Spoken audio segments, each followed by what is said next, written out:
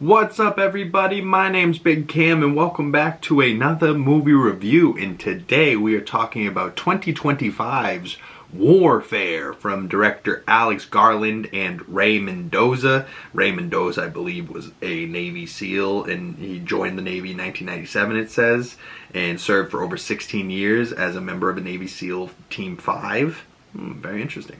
But, Alex Garland just most recently did the film Civil War in 2024, and that was very good. That was also kind of a war film. But in the past, he's done things like Ex Machina, which I loved his work in Ex Machina. He also seems to be the writer for 28 Days Later, 28 Years Later, the new film that just came out this year with Danny Boyle. So he's been busy, Alex Garland, but he's been choosing to direct these war films most recently, over the last 2 years. And the cast in this was ridiculous. Ray was DeFaro Woon-A-Tai, I believe that's his name.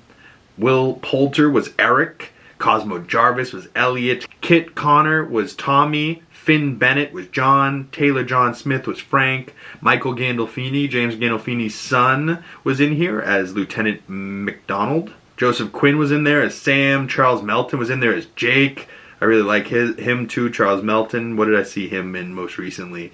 Maybe Bad Boys for Life. But the guys in this did really, really good at making me believe that they were a team of army guys, you know what I mean? I felt like this was one of the most realistic war movies I've ever seen in my life. And it wasn't necessarily a war movie, it was just this one situation where these guys were in. They were pinned down and surrounded, and they had to find a way to get the frick out of there.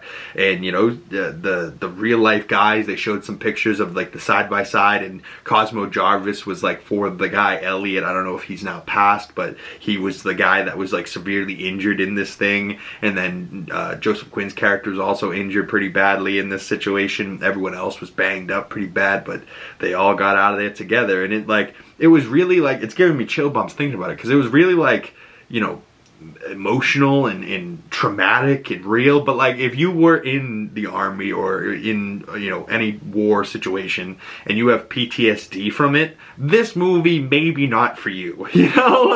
Maybe might spark some PTSD back up again. Or maybe you're an army guy that wants to keep reliving the glory days type thing. Maybe this would be perfect for you. Maybe you're that type of shit really happens and I did that type of stuff. And maybe you're one of those type of guys watching it going oh, they wouldn't have done that, they wouldn't have done this, that type of shit. But I don't know, it looked really realistic, really seemed like how an operation might really go down for our troops that are pinned down trying to get the frick out of there, and I said in my Letterboxd review, it's a very good movie, it's very well done, and it's a highly good shot movie and crafted and well done by the actors and the crew and just how it was done.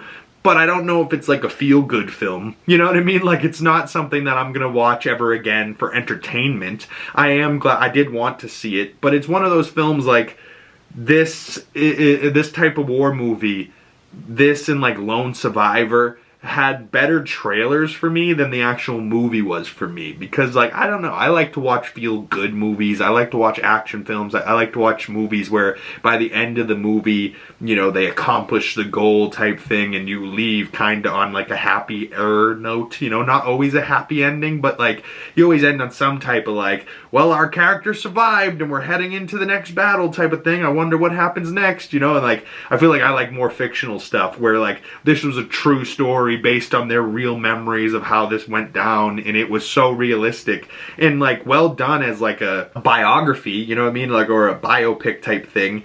But as far as an entertaining movie, I wouldn't say it's that, but it is a very well done, almost documentary-esque type of film where they're redoing this situation and what happened, and it really was really good.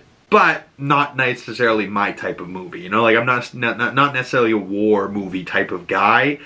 And, I like to see them once, but this is the type of movie I definitely won't ever watch again. I got it once, I absorbed it once, it's scarred in that brain, you know what I mean? It's one of those films you see, it gets etched into the brain and it's never gonna leave, some of the visuals in this of what happened to these poor troops when that IED goes off, you're yeah, that's real, that really happened to those poor bastards. And the movie guys, you know, they put prosthetic legs and props and stuff out there and paint the scene to make it look like what really happened to these guys. But in real life, when that IED goes off, that's their buddy's half of his body that's over there. That's their buddy's arm that flew off. That's their buddy's leg that's on the ground. Like, it's not just a prop, you know, like the movie to real life situation. Like, you gotta realize that in real life, that shit is fucked, you know, and you're as a human being trying to go through that. Like, some of the things that our military and our armed service members,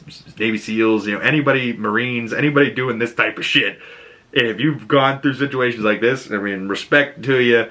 I appreciate your service, because that shit is nuts. And this movie was nuts. But I give the crew here a lot of shout out, because the Army barracks brethren in this team here in this movie, you know, really seemed like boys. And seeing the press for the film, they seem to have really bonded and gotten along quite well for this film.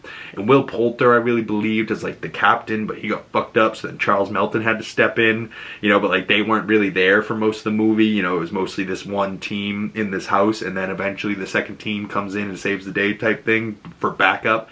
But if that second team never arrived, those guys were sitting ducks. They were fucked. But yeah, crazy mission. Crazy visuals, crazy stuff going on in this movie. Comment below your thoughts on it, or message me on my other social medias. Links for those down in the description below.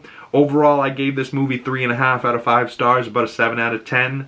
I think it's really solid, but like I was saying, not a feel-good movie, so not necessarily my style. But comment below if you enjoyed this, or if you saw it in theaters. I'd love to hear your thoughts. Or maybe, you know, you thought similar to me, or maybe you think differently, and that's okay too. Comment below. I'd love to hear your thoughts on this type of movie, or if you have any movie recommendations for me, any 2025 movies that I've missed. I would love to hear your thoughts or recommendations down in the comment section below, or you can message me on my other social media. But if you've made it this far in the video and you would like to support the channel, the best way to do that is liking this video, commenting down in the comment section below, subscribing if you haven't already, and make sure you hit that bell so you don't miss future movie reviews and you get the notifications when they come out. Once again, my name is Big Cam, and I will see you beautiful people in the next one. Peace!